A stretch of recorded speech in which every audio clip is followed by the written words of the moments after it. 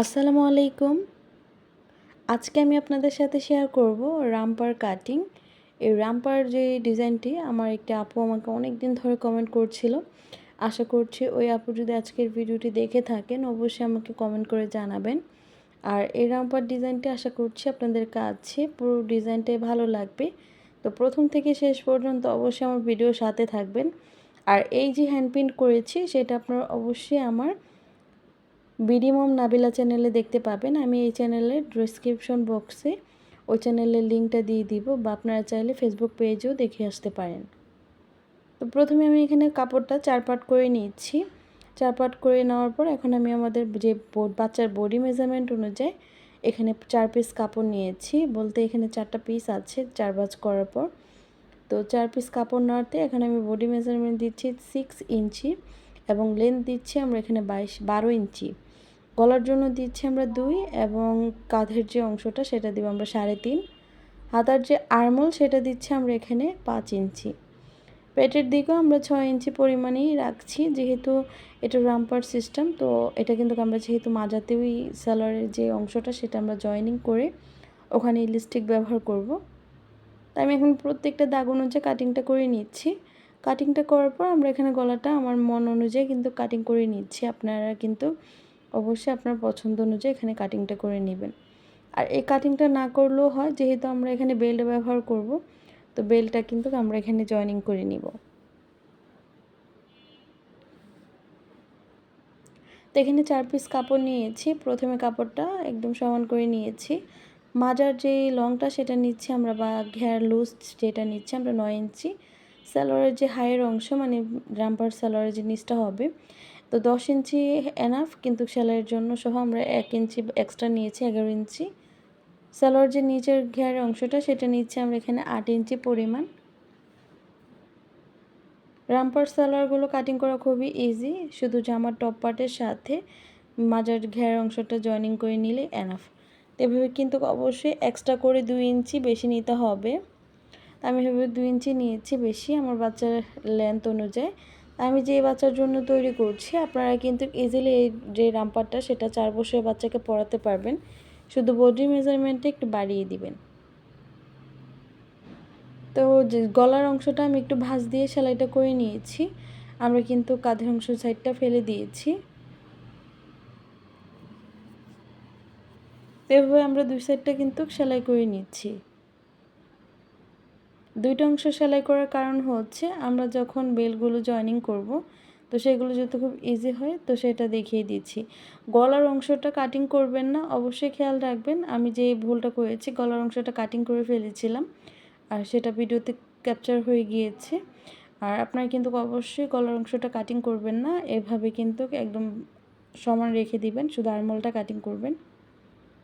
তো এখন আমরা যে বেল্টগুলো জয়েনিং করব সামনে বোতাম এনে, তো সেগুলোকে তৈরি করে নিব। প্রথমে কাপড়টা 2 ভাঁজ করে নিয়েছি। 2 ভাঁজ করার পর এখন আমরা এটাকে খুলে আবার এটাকে 2 পার্ট করে নিয়েছি। এখন এভাবে কিন্তু কর্নার থেকে ধরে আমরা সুন্দর করে কাটিংটা করব। তো 4টা পার্ট একসাথে নিয়ে এভাবে কিন্তু যে সাইডটা খোলা সাইড সেখান থেকে আমরা বন্ধ সাইডের দিকে ডাউন করে দিয়েছি। তো এভাবে কিন্তু কাটিং করে নিলে এনাফ, যেহেতু আমরা ওইভাবেও কাটিং করা যেত, শুধু একটা কাটিং হবে সেক্ষেত্রে কিন্তু এভাবে 2টা একসাথেই কাটিং করে নেওয়া ভালো। তো এই যে কর্নার ভাবে কিন্তু আমরা এখন সেলাইটা করে নিচ্ছি। এটা পকেট সেলাই যেটা বলতে পারেন আপনারা, ছেলেদের যে পকেটের উপর থেকে একটি কভার থাকে সেটাকে বলতে পারেন। তো সেমভাবেই কিন্তু এই সিস্টেমে আমরা 2টাই তৈরি করে নিব। এই রামপার ডিজাইনের যে ড্রেসটি খুব সুন্দর লাগে বাচ্চাদের পরলে। শুধু একটাই অসুবিধা, বাচ্চাদের পরিয়ে কোথাও গেলে অনেক প্রবলেম হয়। তো সেক্ষেত্রে যারা প্যাম্পাস পরান বাচ্চাকে, তো ইজিলি কিন্তু তাদের জন্য এই ড্রেসটা খুবই সুন্দর হবে। এখন সাইড থেকে আমি এভাবে ঘুরিয়ে ঘুরিয়ে এটা সেলাই করে নিচ্ছি। এটা সেলাই করার কারণ হচ্ছে যাতে এটা আমাদের পরবর্তীতে যে সাইডের যে জয়েনিং অংশটা সেটা খারাপ না লাগে।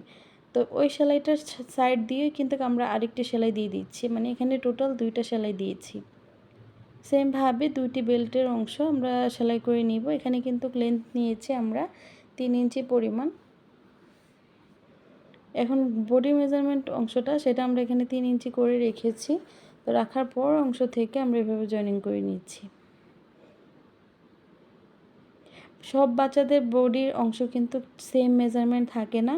আপনি আপনার বাচ্চার বডির যে হেলথ অনুযায়ী সেটা কিন্তু অ্যাডজাস্ট করে নেবেন। এখন আর্মহোল সাইডগুলোকে ভাঙা দিয়ে আমরা ভিতরের দিকে এন্ড করিয়ে কিন্তু সেলাইটা দিয়ে নিয়েছি। এখন আমরা ব্যাক পার্টও সেমভাবে এভাবে কিন্তু এটা বাটন দিয়ে জয়েনিং করব। এখন আর কোনো জয়েনিং করার প্রয়োজন নেই, শুধু আর্মহোলের সাইডটা জয়েনিং করে দিচ্ছি। আর্মহোলের সাইডটা জয়েনিং করার পরে এখন আমাদের কাজ হচ্ছে বডি মেজারমেন্ট অনুযায়ী সেলাই করে নেওয়া। বডি মেজারমেন্টটা কিন্তু আমরা এখানে আমাদের বাচ্চার হেলথ অনুযায়ী এখানে বডিটা দিয়ে দিচ্ছি। এখানে আমি লুজই রেখেছি যাতে রামপার পরার পর খুব সুন্দর লাগবে। রামপারের যে সালোয়ারের যে অংশটা সেটা আমরা এভাবে কিন্তু হালকা করে ডাউন করে দিয়েছি। ডাউন করার পর এখন আমরা হাইগুলো জয়েনিং করে নিব। এই সালোয়ার হাইগুলো আপনারা অবশ্যই কিন্তু ভালোভাবে দেখবেন আমি কীভাবে জয়েনিং করছি। ভাঁজ দিকগুলো আমরা একসাথে ভিতর দিকে রেখে তারপর কিন্তু জয়েনিংটা করছি। এখন দামানের পোর্শন মানে সালোয়ার পায়ের অংশের দিকটা আমরা সেলাইটা করে নিচ্ছি। এই সেলাইটা অবশ্যই এভাবে কিন্তু মাপ নিয়ে বুঝে নেবেন যে কতটুকু কাপড় আমাদের ভিতরের দিকে ফোল্ড করছি। ফোল্ড করার পর এখন আমরা যে সালোয়ার হাইয়ের অংশটা সেটা আমরা সেলাই করে নিচ্ছি। একদম পুরো পায়ের অংশগুলোতে সেম মেজারমেন্টেই কিন্তু দিয়ে নিচ্ছি। তা আমাদের দুইটা সেলাই দেওয়া কমপ্লিট হয়ে গিয়েছে। এখন আমরা মাজার সাথে টপ পার্টের যে অংশটা সেটা জয়েনিং করব। তো তার আগে কাপড়টাকে 4 ভাঁজ করে আমরা সাইড থেকে ছোট্ট করে কাট দিয়ে রাখছি, যেহেতু আমাদের সাইড ফাড়ার অংশের সাথে মাঝখানের সাথে যেগুলো মিলিয়ে থাকবে সেগুলো যাতে অ্যাডজাস্ট হয়ে থাকে। আর আমরা কিন্তু অবশ্যই হালকা হালকা করে এখানে কুচি দিব, সেক্ষেত্রে কিন্তু যে ড্রেসটা আরও সুন্দর লাগবে। এই জিনিসটা করার পর এখন আমাদের কাজ হচ্ছে আমরা যে রাবারটা জয়েনিং করব, রাবারটা অবশ্যই আপনি আপনার যে বাচ্চার অনুযায়ী হেলথ অনুযায়ী কিন্তু অবশ্যই এখানে বাড়িয়ে কমিয়ে নিতে পারেন। তো আমরা এখানে মাজাটা একটু লুজের জন্য বা ফিটিংয়ের জন্য আমরা এখানে একটি ইলাস্টিক ব্যবহার করছি। এক সাইড থেকে একটি মাপ নিয়ে কিন্তু ইলাস্টিকটা কাটিং করলে এবং টান দিলে কিন্তু সেম মেজারমেন্টে দুই সাইডেই কিন্তু কভার আপ হবে। এখন এটা আমি ভিতর দিয়ে কিন্তু ঘুরিয়ে ঘুরিয়ে সেলাইটা করে নিব। আপনারা চাইলে কিন্তু বাড়তিভাবে কাপড় রাখতে পারেন, পরবর্তীতে কাপড়টা উল্টে কিন্তু এই সেলাইটার উপর থেকেই দেওয়া যেতে পারে।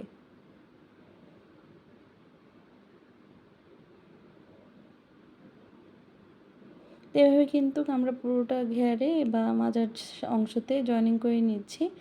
তারপর কিন্তু আমরা যে উপরে কাপড়টা সেটাকে কিন্তু রাবারের উপর থেকে ঘুরিয়ে কিন্তু সেলাইটা দিয়ে দিচ্ছি, যাতে বাচ্চার গায়ে কোনো রাবারের চিহ্ন না পড়ে বেশি। তো এভাবে ঘুরিয়ে আমরা সেলাই করে নিয়েছি। বোতাম লাগানোর পর এবং হ্যান্ড প্রিন্ট করার পর আপনাদের সাথে ডিটেলসে শেয়ার করছি। বোতাম লাগানোর পর এই হচ্ছে লুক। আশা করছি দেখে আপনাদের কাছে ভালো লাগছে, কিন্তু হাতের কাজ করলে আরেকটু ভালো লাগবে।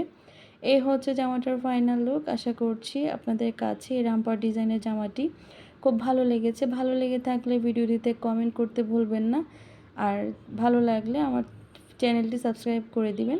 আজকের মতো এখানে বিদায় নেব। সবাই ভালো থাকবেন, সুস্থ থাকবেন, আর ভিডিওটি কেমন লাগলো সেটা আমাকে জানিয়ে দিবেন। আল্লাহ হাফেজ। আসসালামু আলাইকুম ওয়া রাহমাতুল্লাহি ওয়া বারাকাতুহু।